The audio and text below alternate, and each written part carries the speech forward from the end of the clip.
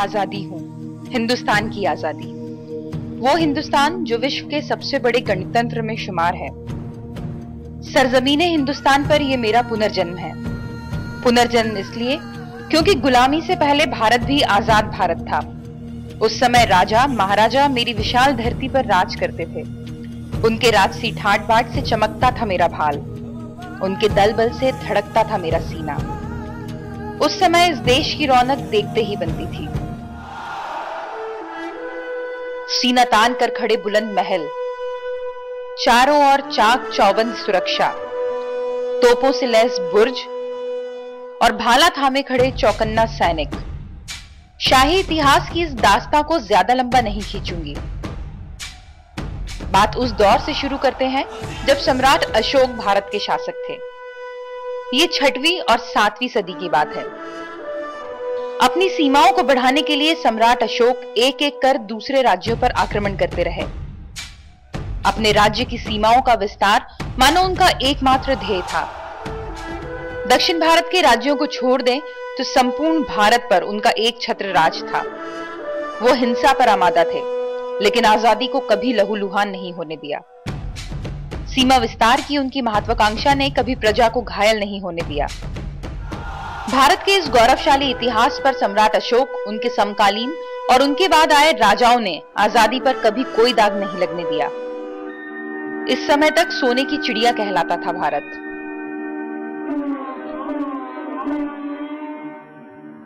जहाँ डाल डाल पर सोने की चिड़िया करती है बसेरा, वो भारत देश है मेरा, वो भारत देश है मेरा।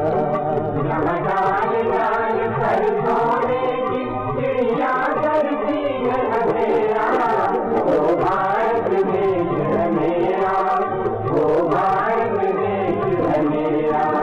जहाँ सत्य अहिंसा और धर्म का पग पग लगता डेरा, वो भारत देश है मेरा, वो भारत देश है मेरा।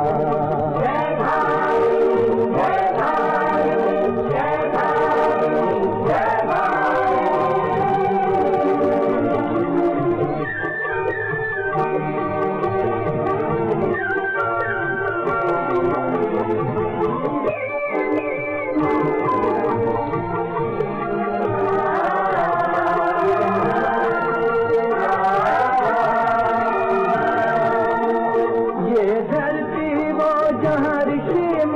जपते प्रभु नाम की माला,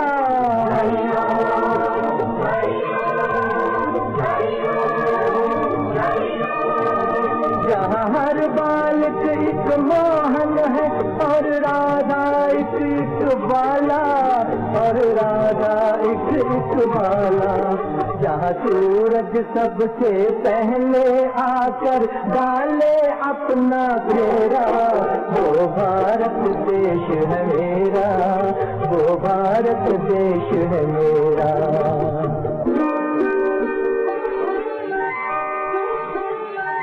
जहाँ गंगा जमुना कृष्ण और कावेरी बहती जाएं,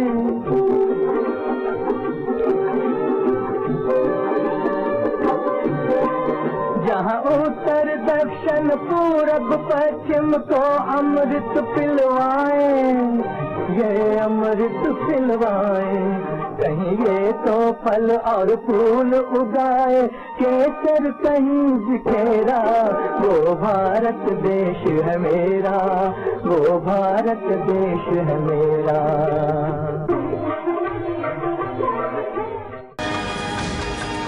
सम्राट अशोक की तरह भारत पर फतेह का ख्वाब संजोए हुए मुगल शासक यहाँ आए। देखते ही देखते राज्य सल्तनतों में तब्दील हो गए और शासकों की जगह बादशाहों का दौर शुरू हो गया। ये वो दौर था जब आर्यों द्वारा बसाया गया अखंड भारत खंड खंड होना शुरू हुआ। भारत की आजादी कई देशों की स्वाधीनता बन गई और बाबर हिंदुस्तान आ गया। बाबर द्वारा स्थापित मुगलिया हुकूमत 300 सालों तक इस देश पर काबिज रही, लेकिन आजादी तब भी घायल नहीं हुई। मुगल 300 सालों तक भारत के बेताज बादशाह रहे। बाबर के बाद बाबर के बेटे हुमायूं और उनके बाद आए जलालुद्दीन अकबर।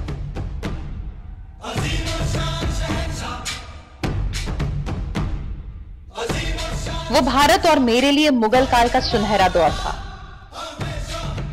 मुगल सल्तनत के जो नियम हिंदुओं के लिए बेड़ियां बन गए थे, बादशाह आजम ने उनसे आजादी दे दी।